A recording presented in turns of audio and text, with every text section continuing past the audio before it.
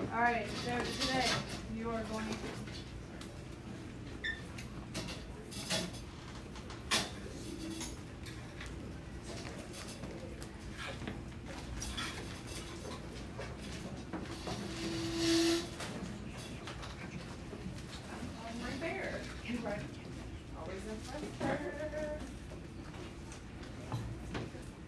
alright, so you guys are going to be working on... Y'all the only ones in this hallway, so you should be 100% silent. I was originally going to let you work with a partner, but I feel like we need some quiet time. Because we are putting our hands on each other, we've been running down the hallway, we're making crazy decisions. I'm dumping my book bag on the floor. So you are going to be working independently. This is due by the end of the class period today. So I highly recommend that you do not waste your time. Each one of you guys is going to get this size paper. So it's going to be bigger than a regular copy piece of paper. Please make sure that you take your time. You put some effort into it because this is for a test grade. It's not just a regular old classwork grade or homework grade.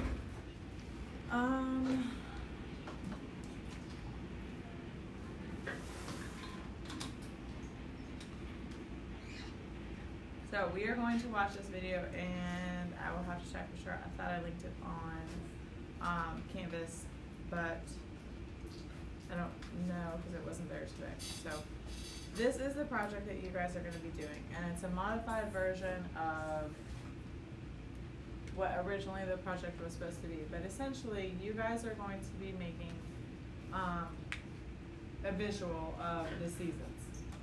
So this is on a big piece of poster. The other one is actually on like a sheet, which, like I said, this is an extremely large version of what you guys are going to be doing. But you need to essentially draw a picture of the Earth, the sun, and the location of like the equator, and it'll tell you all this, the equator, the tropic of the Cancer and the Capricorn, so essentially the lines on the Earth. And you also have to describe spring, summer, winter, fall, and why it's spring, summer, winter, fall, where it's located at. If you want to go the extra mile and even write the time frame from like March 23rd to whatever 23rd or 22nd for each one, that is recommended. Again, this is just another version. Just making sure you're explaining each location of the Earth. What do you notice though on this one and this one that's the same about the Earth on all of them? Joe? The axis is similar. It's just the bottom one is mirrored from the top one. The axis is similar. So the axis never changes. The Earth is in the same location in every one of those positions. Alright, so it's very important that you understand, like, when you are drawing your Earths on your paper, that you're not turning your Earth. Like, your equator should be in the same place. Your axis should be in the same place. Okay, so just some things that you need to be looking at. We'll watch that video in a second.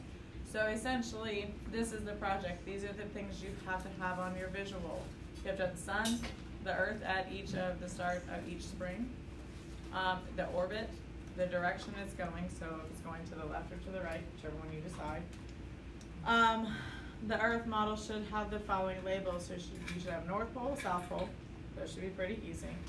The equator, the Tropic of Cancer, the Tropic of Capricorn, and the axial tilt.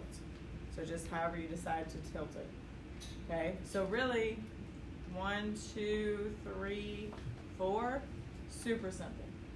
You just kind of have to make sure, and obviously you're going to be able to use your iPad, but you're going to need to make sure that you are positioning the Cancer and the Capricorn in the right location.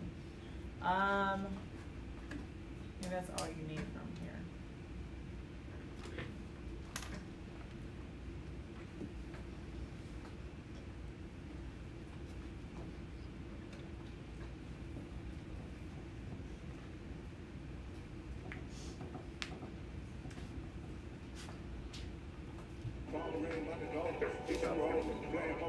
Hold on. Sorry.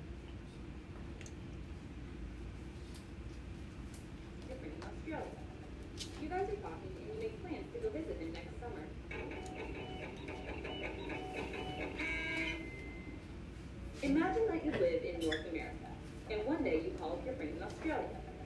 You guys are talking and you make plans to go visit him next summer. So, anytime next summer works for you? Yep, whenever's best for you. Surprise me. In a few months, July rolls around and you hop on a plane for your Australian vacation. Imagine your surprise when you show up at his house and he tells you, What are you doing here, mate? It's the middle of winter. and then you say, Winter is the middle of summer back in America. and your friend's like, I don't know what to tell you. July is winter for us. Okay, I don't get this. How can it be summer in America and winter in Australia at the same time? that's a great question.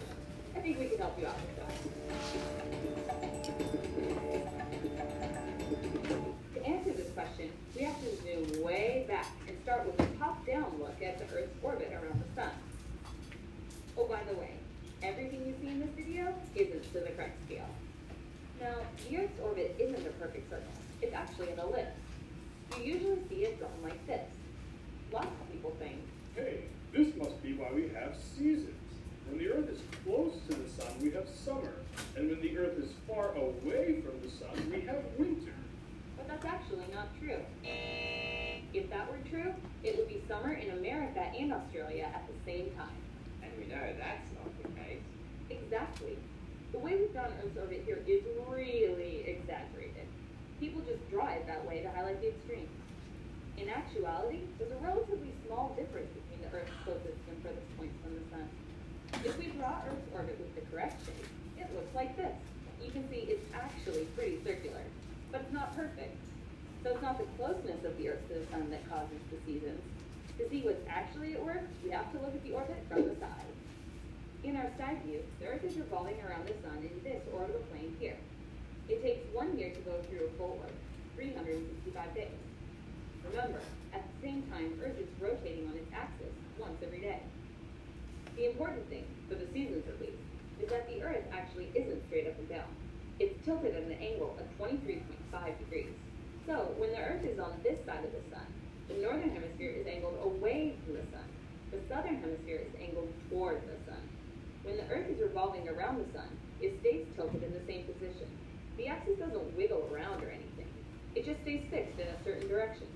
So when the Earth is over here, the northern hemisphere is angled towards the sun, and the southern hemisphere is angled away. When a hemisphere is angled towards the sun's rays hit it directly. That's what's happening in the northern hemisphere here. But when a hemisphere is angled away from the sun, like the southern hemisphere here, the sun's rays hit it indirectly. Okay, so what difference does direct or indirect sunlight make? Oh, there's a huge difference. Let's take a look with a simple experiment. In this experiment, we're going to use a flashlight to simulate the sun. Say that the flashlight is a particular sunbeam. If it's shining directly, all its energy is concentrated in a certain area. But if the sunbeam is shining indirectly, the area is larger. This means that the same amount of energy is spread out over a larger area. So, in a particular point on the paper, it feels colder in the indirect sunbeam than in the direct sunbeam. And the more indirect the sunbeam, the larger the area. It's important to note that the amount of energy in the sunbeam is always the same. It's not changing. However, if it's spread out over a larger area, we feel it less. Let's take a look at what this means for the Earth. Here we have a globe that's angled at about 23.5 degrees. It's June, so the northern hemisphere is angled towards the sun. If we shine the flashlight directly on the northern hemisphere, we see it illuminates a certain area.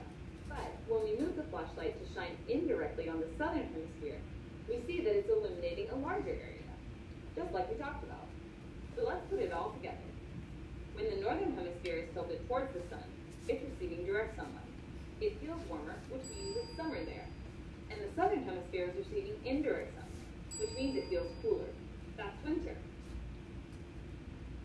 6 months later, when the Earth is on the other side of the sun, you have the opposite.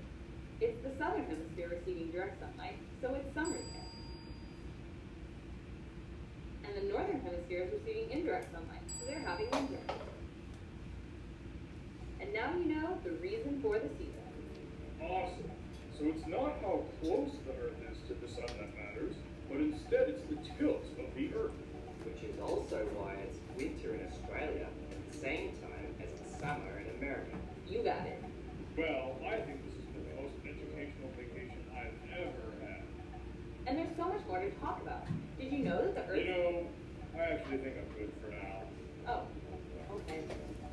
So, what do you like to do now? We can go bushwalking, barbie,